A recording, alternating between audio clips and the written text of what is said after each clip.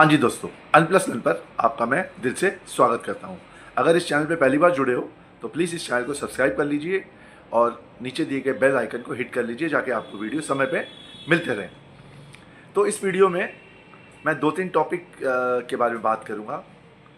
एक, जो oil rate की वजह से हमारा जो प्रॉब्लम आ रही है हमें, जो ट्रम्प साहब ने क्रिएट की है मैन मेड। दूसरी, कैपिटल मार्केट के बारे में आपको न्यूज़ दूंगा और उसके बारे में ब्रीफ करूंगा। तो शुरू करेंगे हम, जो हमारे तेल के रेट हैं जो आसमान छू रहे हैं, 110, 120, 125 और पता नहीं 150 भी चले जाए, कोई पता नहीं। इसका मूल कारण जो बन रहा है, जो ट्रम्प साहब और ईरान के बीच में जो मीटिंग है वो लगातार कैंसिल हो रही है। पीछे हमें खबर आई थी कि दोनों की मीटिंग हो रही है, ईरान की और अमेरिका की। वो मीटिंग कैंसिल हो गई। फिर ट्रम्प साहब ने कहा कि हम फ़ोन पे ही बात करेंगे। ईरान वाले आके चले गए, पाकिस्तान में नहीं मिले उनसे, तो अब मीटिंग फिर कैंसिल हो रही है। और अब लेटेस्ट है, ट्रंप ने एक वार्निंग दे दी है ईरान को। वार्निंग ये दी है कि नो मोर मिस्टर नाइस गाई। इसका मतलब ये है कि मैं अभी अच्छा इंसान नहीं रहूँगा, और अगर आपने मेरी बात नहीं मानी और स्टेट ऑफ हॉर्मोज नहीं खोला तो मेरे से बुरा कोई नहीं होगा, रादर वो गब्बर सिंह ही बन जाएगा। इन शॉर्ट, यूटर्न मास्टर तो थे ही, अब गब्बर सिंह भी बन जाएंगे। तो नो मोर नाइस गाई तो बोल रहे हैं अपने आप को, लेकिन कब पलट जाए उनको कुछ पता नहीं है। पल में कुछ बोलते हैं, या दूसरे पल कुछ बोलते हैं, या तीसरे पल कुछ और बोलते हैं। अच्छा, बहरहाल हम देख रहे हैं कि स्टेट ऑफ हॉर्मोन्स अभी भी बंद ही है, और नेवल ब्लॉकेज यूएसए ने वैसे लगा रखी है। ईरान वाले वैसे कह रहे हैं कि हम स्टेट ऑफ हॉर्मोन्स खोलेंगे नहीं, और नेवल उन्होंने बाउंड्रीज वगैरह वैसे लगा रखी है। अमेरिका ने वो वैसे नहीं कुछ करने दे रहे। और इसके बीच में एक बहुत बड़ी जो खबर आई कि ओपेक से यूएई बाहर चला गया। ठीक है, उसके वजह से भी डिस्ट्रप्शन और बढ़ गई। अब एक और न्यूज़ जो आ रही है वो है बैब एल मैंडेब। बैब एल मैंडेब ये भी एक रूट है जो स्टेट ऑफ हार्मोन्स की तरह ही है। इसको कहते हैं गेट ऑफ टीयर्स। इसको गेट ऑफ टीयर्स के नाम से बुलाते हैं।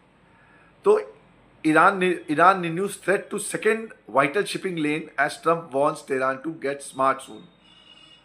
तो कह क्या रहे हैं ईरान वाले, ये कि अब हम जो दूसरा तुम्हारा रूट है ना, जो ये दूसरा, इसको भी हम बंद कर देंगे। तो द रजीम वार्निंग दैट, और वो उन्होंने वार्न किया है इनको, अमेरिका को, ट्रम्प साहब को, कि जो चौड़े में बयान देते रहते हैं।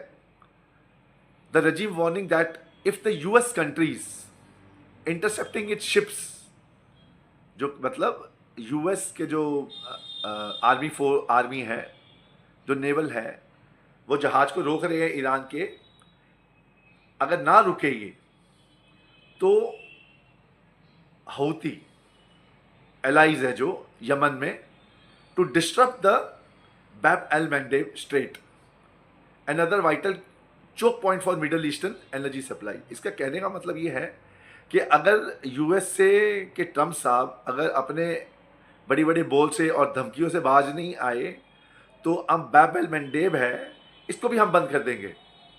क्योंकि जो यहूदी हैं, और जो यहूदी हैं वो ईरान के साथ ही हैं, ये ट्रम्प भाई साहब को नहीं पता। और अगर ये हो गया, और इसी धमकी की वजह से जो तेल है इतना भड़क गया, और हमारे शेयर बाजार में भी इस पर रिफ्लेक्शन आया। और अगर भाई साहब ये अगर बंद हो गया, इन्होंने बंद कर दिया, तो इतनी बुरी स्थिति हो जाएगी कि फिर कहने को कुछ बचेगा ही नहीं। तो sea borne oil flow, the state typically handles approximately 12% of total sea borne trade oil. मतलब 12% जो ऑयल आता है इस यहाँ पे ईस्टर्न वगैरह सब में, ये 12% वहीं से आता है, जो दूसरा बेले मैंडेब वाला। तो अभी ट्रम्प भाई साहब को कौन समझाए कि जो हालात पैदा हो रहे हैं और जो हालात की तरफ जा रहे हैं, जो उनकी कंट्री में भी इतनी दिक्कत आ रही है, इतनी महंगाई हो रही है, और भारत में तो हो ही रही है और बाकी देशों में भी हो रही है, ये क्या करना चाहते हैं, इनका कुछ समझ नहीं आ रहा, क्या इनके मन में है और क्या इनके दिमाग में है। तो बहरहाल ये जो तेल, अब trade volume approximately 12% of total global trade, 12% तो खाली सिर्फ ट्रेड है, जो ऑयल की सप्लाई है वहाँ से आती है, ठीक है जी, सिर्फ तेल की सप्लाई। और 30% ऑफ ग्लोबल कंटेनर टैरिफ, भाई साहब 30% ऑफ द ग्लोबल कंटेनर जिसमें सामान आता है जाता है, 30%। भाई साहब अगर इतना इतना बड़ा, मतलब इन्होंने ये भी बंद कर दिया तो आतंक ही फैल जाएगा बिल्कुल, मतलब बहुत बुरा हाल हो जाएगा। मतलब ट्रेड तो ऐसे चौपट होंगे और महंगाई इतनी बढ़ जाएगी कि आफत आ जाएगी बिल्कुल। तो ये ट्रम्प साहब को कोई समझाए कि भाई ये सब ना करे, और अपनी न्यूक्लियर की जो जिद है इनकी कि भाई तुम पहले न्यूक्लियर ख़त्म करो तब हम ये करेंगे, तब हम वो करेंगे। तो खुद भी तो न्यूक्लियर लेके बैठे हुए हैं वो। ऐसे थोड़ा कोई किसी को कह सकते हैं जो उनके पास 450 जो पड़ा हुआ यूरेनियम किसी को दे दे, वो इतना आसान थोड़ा है। तो बहरहाल वो फिर एक अलग बात हो गई। ये कॉन्फ्लिक्ट है जो ईरान, अमेरिका और इसराइल के बीच में चल रही है, इसका ख़त्म होने का कोई नाम ही नहीं है, जिसकी वजह से हम हिंदुस्तानी और हमारे शेयर बाज़ार बुरी तरह बैंड बजी हुई है। और इसके वजह से आने वाला जो समय है इसमें एग्रीकल्चर सेक्टर की अच्छी खासी धुलाई होगी। जो स्पेशल केमिकल सेक्टर है इसमें देखो क्या होता है, इसकी भी हो सकता है कुछ ना कुछ, ये भी नीचे ही जाएगी। और सबसे बड़ी जो हमारा जो एनुअल बजट है जो सरकार ने बनाया हुआ है अपने हिसाब से, वो 60-70 रुपये डॉलर के हिसाब से तेल का बनाया हुआ है।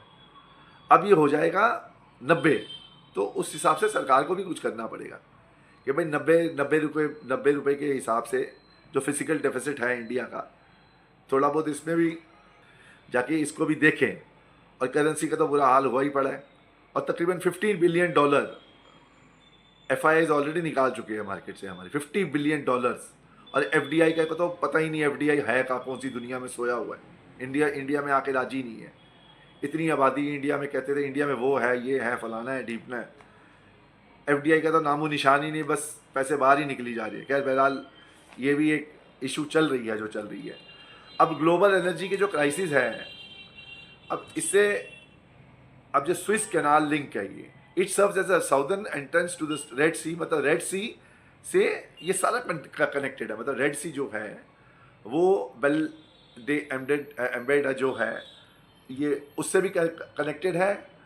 बाब एल मैंडेड है जो बाब अल मैंडेब, इससे भी, सॉरी मैं स्पेलिंग में थोड़ी गड़बड़ाहट हो रही है, तो इससे जो कनेक्टेड है ये, अगर ये भी बंद हो गया तो समझ लो मुंबई में रहते हैं कोई, ठीक है जी, मुंबई से शिप चलती है हमारी और ये लंदन पहुंचती है। तो ये जो रूट है इसमें तकरीबन 11,600 किलोमीटर लगते हैं अगर हम ये बेल एम मैंडेब से जाएं मुंबई से लंदन। लेकिन अगर ये इन्होंने बंद कर दिया तो हमें पूरा घूम के जाना पड़ेगा, जो जैसे एरो दे रखी है डॉट डॉट डॉट डॉट। अब वो 19,800 किलोमीटर का रास्ता है। अब आप समझो ये कम से कम 2 हफ्ते लग जाएंगे इसमें फालतू। इसमें कितना फालतू खर्चा आ जाएगा और बंदा कमाएगा क्या और देगा क्या। मतलब इतना बुरा हाल हो जाएगा कि बोलने में भी डर लगता है। ये हाल हुआ। तेल का भाव तो देखो आप कितना ज़बरदस्त चल रहा है, इसकी तो कोई पता ही नहीं इसको पूरे। देखो अब इसका तो बस कोई इलाज अगर कोई ढूंढ दे और ट्रम्प साहब को कोई समझा दे तो बढ़िया है। अब देखो मार्केट देखो 23,400 के आसपास घूम रही है और पिछले 2 साल से कोई रिटर्न नहीं मिला हमें। और इसी वजह से हमारे जो म्यूचुअल फंड हैं जिन्होंने कब से हमारी मार्केट को बचा के रखा हुआ है, अब म्यूचुअल फंड वाले भी बुरा हाल हो रहा है इनका। ऐसे बुरा हाल हो रहा है म्यूचुअल फंड वाले के जो अकाउंट्स हैं वो बंद हो रहे हैं, जिन्होंने डिसकंटिन्यू कर रहे हैं तो रिन्यू कर रहे हैं, मतलब पैसा वापस निकाल रहे हैं, डिसकंटिन्यू कर रहे हैं, डीमैट अकाउंट बंद हो रहे हैं।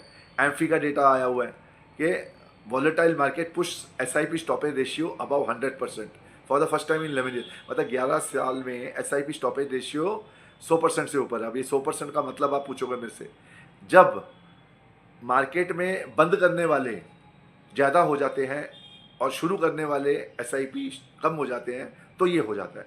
फॉर एग्जांपल अगर 100 में से 60 बंदों ने बंद कर दिया SIP अपना और 40 बंदे ने शुरू कर दिया तो 100% से ऊपर हो जाएगा, क्योंकि बंद करने वाले ज़्यादा हैं।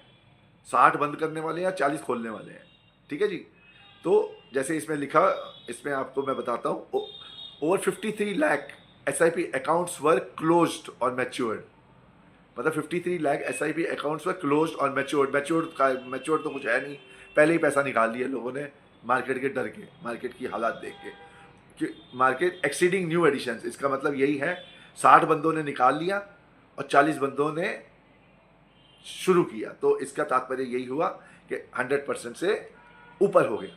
और भाई हमें जब भी कोई शेयर में और जब भी कुछ करना होता है तो हमें बिजनेस देखना होता है कि किस बिजनेस पे हम जा रहे हैं और किस बिजनेस पे हमें थोड़ी नॉलेज होनी चाहिए, तभी हमें घुसना चाहिए उस बिजनेस में।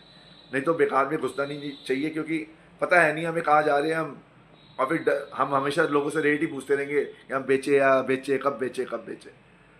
और आप एक चीज़, बहुत इंपॉर्टेंट चीज़ जो आप नोट कर रहे होगे, IPO तो आने गायब हो गए हैं, IPO तो सब गायब हो गए हैं, नदारत हो गए हैं IPO वाले। जो कितने IPO आते थे, 1 2 10 15, हमें गिनती करनी पड़ती थी कि पहला नंबर ये है, दूसरा नंबर ये है, तीसरा नंबर ये है, चौथा नंबर। तो मतलब हम 20 IPO होते थे, उसमें हम बताते थे पहला नंबर पे ये है, दूसरे नंबर पे ये है, तीसरे नंबर पे ये है, चौथे नंबर पे, पाँचवें। अब तो IPO आना बंद हो गए सबसे। जब कोई IPO आने बंद हो जाए तो समझ जाओगे मार्केट की ऐसी की तैसी हो रखी है। अब शेयर बाजार से रिलेटेड जो कंपनी है, जैसे के फिनटेक है, के फिनटेक का हाल देखो आज। के फिनटेक भी आज नीचे है, रेड में है।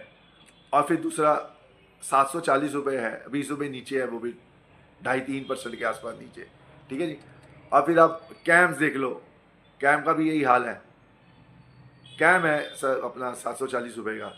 और शेयर बाजार का हाल बुरा हो रखा है। और इसमें से म्यूचुअल फंड में से भी लोग निकल रहे हैं और SIP भी बंद हो रहे हैं। लेकिन किंतु परंतु यही समय होता है पैसा लगाने का। मैं फिर वही कह रहा हूँ, आज यहाँ पे कह के जा रहा हूँ, पैसा लगाने का समय ऐसे ही समय पे पैसा लगाया जाता है।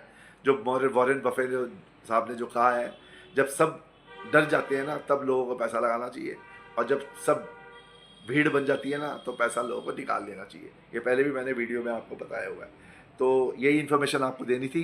अगर आपको इन्फॉर्मेशन जो है अच्छी लगे तो प्लीज़ मेरे चैनल को लाइक और सब्सक्राइब कीजिए और मुझे अपना आशीर्वाद दीजिए, क्योंकि आप अगर आशीर्वाद दोगे तो मैं नए नए वीडियो आपके लिए लाऊंगा और कोशिश करूंगा कि आपको अच्छे सब्सटेंस